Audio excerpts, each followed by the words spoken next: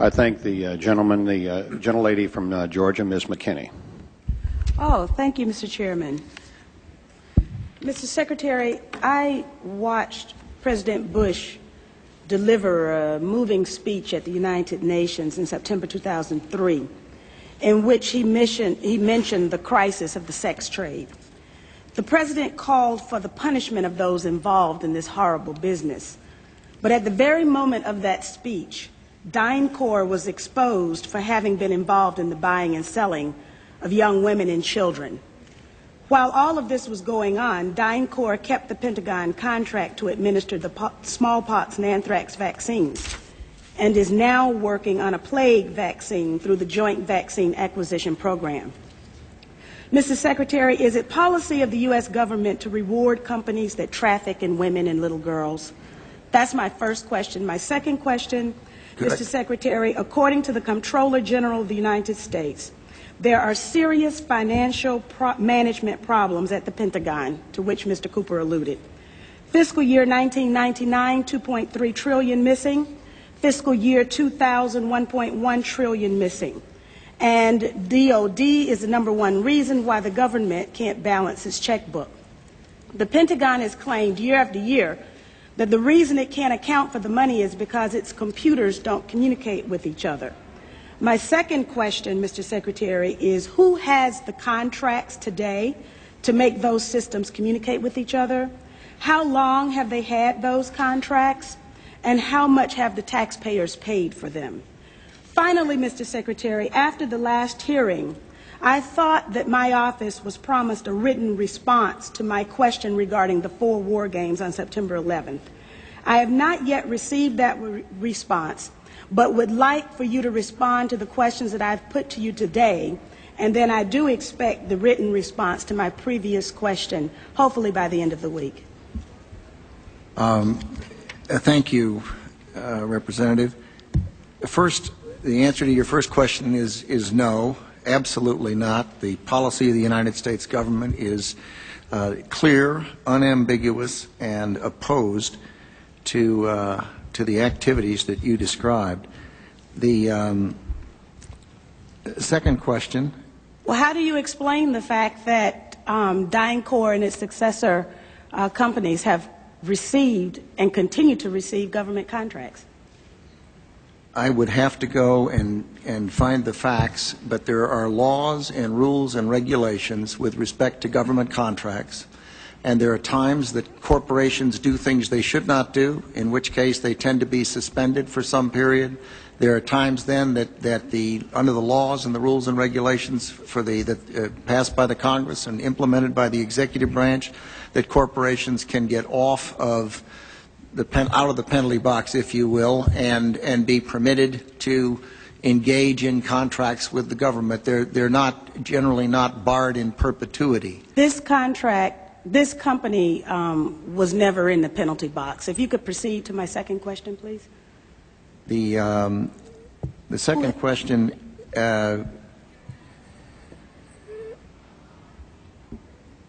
I've forgotten what the second question was. I think Ms. Jonas knows it. Okay.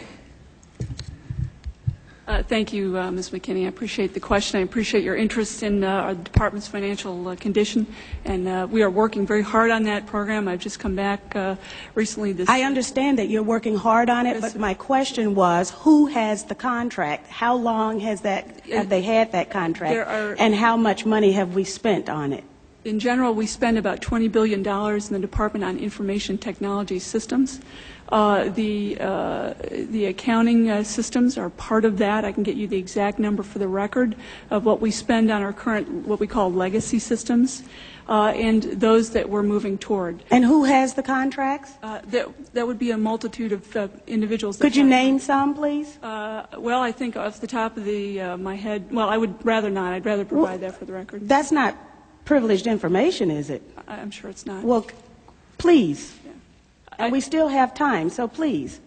I would be glad to provide for the record. I don't want to talk from the top of my head and be incorrect. On your first question, I'm advised by Dr. Chu that it was not the corporation that was engaged in the activities you characterized, but I'm told it was an employee of the corporation, And it was some years ago in the Balkans that took place. It's my understanding that it continues to take place, and Is that right? Yes. Well, if you can give me information to that I'm effect, sure we you will. are interested in all of the information that I have, and I'll be more than happy to provide it to you. Good, thank you. But I would also like to get information from you. Okay. For example, the information that I just requested about who has those contracts.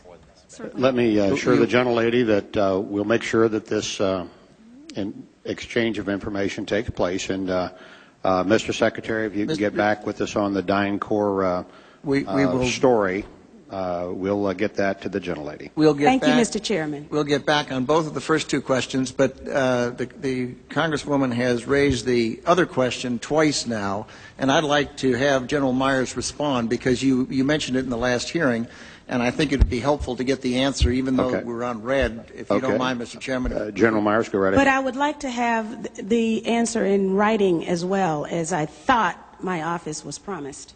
Okay, I don't know about the promise, Congresswoman, but could you repeat the question to make sure I'm answering the right question? This is 9/11 question. The question was, we had 4 war games going on September 11th, and the question that I tried to pose before the Secretary had to go to lunch was whether or not the activities of the 4 war games going on September 11th actually impaired our ability to respond to the attacks. The answer to the question is no, did not impair our response. In fact, General Eberhart, who was then the commander of North American Aerospace Defense Command, as he testified in front of the 9/11 Commission, I believe he told them that it enhanced our ability to respond, given that NORAD didn't have the overall responsibility for responding to the attacks today. That was an FAA responsibility. But they were 2 CPXs. There was 1 Department of Justice exercise that didn't have anything to do with the other 3. And there was an actual operation ongoing because there was some Russian bomber activity up near Alaska. So Let me ask you this then. Who was in charge of managing those war games?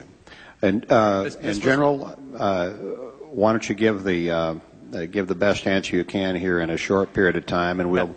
The gentlelady wants to get a written answer anyway, and then we can move on to other folks. The important thing to realize is North American Aerospace Defense Command was responsible.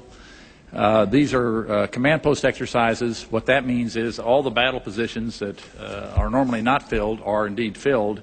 So it was an easy transition from an exercise into a real-world situation. It actually enhanced the response. Otherwise, it would take somewhere between 30 minutes and a couple of hours to fill those positions, those battle spaces, with the right staff officers. Mr. Chairman, begging your indulgence, was September 11th declared a National Security Special Event Day? I'd have to look back. I do not know. You mean after the fact or before the No, because of the activities going on that had been scheduled at the United Nations that day. I'd have to go back and check. Don't know. Thank you. Okay. I thank the gentlelady. The chair would ask the gentleman from South Carolina to indulge us in that I should have called on Mr. Marshall here in the regular order and missed him, and the gentleman was here. So, if that is that okay, Mr. Wilson? We'll recognize the gentleman from Georgia, Mr. Marshall. Thank you, Mr. Chairman, and I appreciate Mr. Wilson's indulgence. Well, you're going to owe him. Probably not very much.